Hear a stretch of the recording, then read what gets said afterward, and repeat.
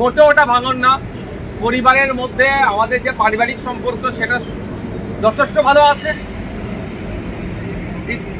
কিন্তু রাজনৈতিকভাবে যে যাকে ইচ্ছা পছন্দ করছে, যে দলকে ইচ্ছা পছন্দ করছে সে সেখানে যেতেই পারে।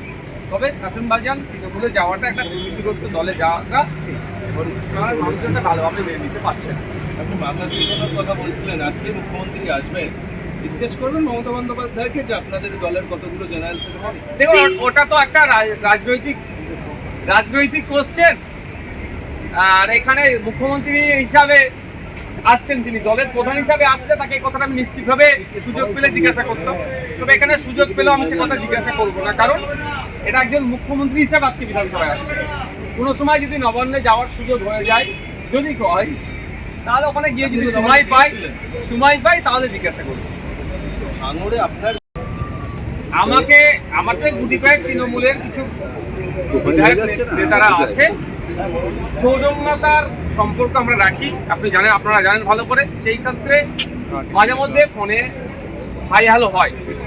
গতকালকে আমাকে এরকম বেশ কয়েকজন ফোন করে তারা ক্ষোভের সাথেই বলছিলেন যে আমরা এতদিন দল করছি, এত স্যাক্রিফাইস করছি, হঠাৎ করে কেউ আসলো তাকে দলের এত বড় পদে বসিয়ে দিল, এটা কি গণতন্ত্র?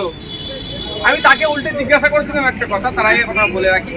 শওকত মোল্লা সাহেবও খুব প্রকাশ করছে যে শওকত মোল্লা সাহেব বড় পদ পাওয়ার জন্য ক্যানিংয়ে নিরীহ মানুষের উপর অত্যাচার শুধু নয়, ভাঙড়ের মানুষের উপর অত্যাচার, মিথ্যা কেস এবং আমাকে ক্রমাগত ভাষাগত আক্রমণ করে যাচ্ছে, সেও পদ পেল না। তবে গতকালকে যখন তৃণমূলের কয়েকজন নেতা আমাকে ফোন করেছিলেন, আমি তাদেরকে জিজ্ঞাসা করলাম, দাদা আপনাদের দলের জেনারেল সেক্রেটারি কতজন? তিনি আমাকে অকপটে উত্তর দিলেন, দাদা এটা আমার পক্ষে বলা সম্ভব নয়, কারণ তখন কাকে বুঝিয়ে দেওয়া বোঝা মুশকিল। তারপর অনেক ভাবনা চিন্তা করে দেখলাম, এই প্রশ্নটা যদি মমতা ব্যানার্জিকে করি, এই প্রশ্নটা যদি সুব্রত বক্সী মহাশয়কে করি যে স্যার আপনাদের দলের মোট জেনারেল সেক্রেটারির সংখ্যা কত, উনি আমার মনে হয় 5 মিনিট মাথা চুলকাবে, তারপরে হয়তো এক্সাক্ট সংখ্যাটাও বলতে পারবেন না। মানে যাকে মনে হয় সকাল সন্ধ্যে ধরে বসিয়ে দেয় একটা পোস্ট, বাকি সব ল্যাম্প পোস্ট। শওকত মোল্লা সাহেবের এখন অস্থিরতা বাড়বে, কারণ যে কাসেম ভাই সাহেবের সম্পর্কে, ভাইজান সম্পর্কে শওকত মোল্লা এতদিন আক্রমণ করেছে, বাই ডিফল্ট ডেজিগনেশন অনুযায়ী কাসেম ভাইজান শওকত মোল্লার অনেক ওপরে বসছে। কাসেম ভাইজানকে এখন ভাইজান সম্বোধন করতে হবে, ফলে ওনার একটু ফাটবেই। ডেমোক্রেসিতে অংশগ্রহণ করা, ভোটিং সিস্টেমে অংশগ্রহণ করা, ইলেকট্রাল পলিটিক্সে অবশ্যই দরকার বলে আমরা অনেক আগে থেকেই রাজনীতির ময়দানে এসেছি। আস্তে আস্তে আমার পরিবারে অন্যান্য আরও যারা পীর নেতারা আছেন তারা আসছেন, এটা আমি স্বাগত জানাচ্ছি।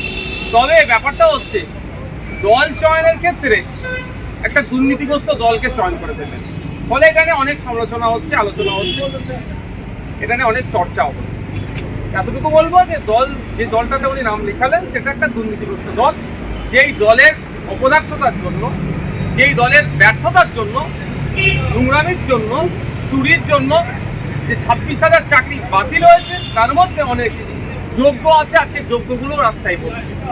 যেই দলের জন্যই আনিসকে খুন হতে হলো, যেই দলের সর্বোচ্চ নেত্রী বলেন যে ওয়াকফ নিয়ে আন্দোলন করতে গেলে দিল্লিতে গিয়ে আন্দোলন করতে হবে, সেই রকম একটি দলের নাম লিখানোর জন্য উনি একটা বলেছিলেন।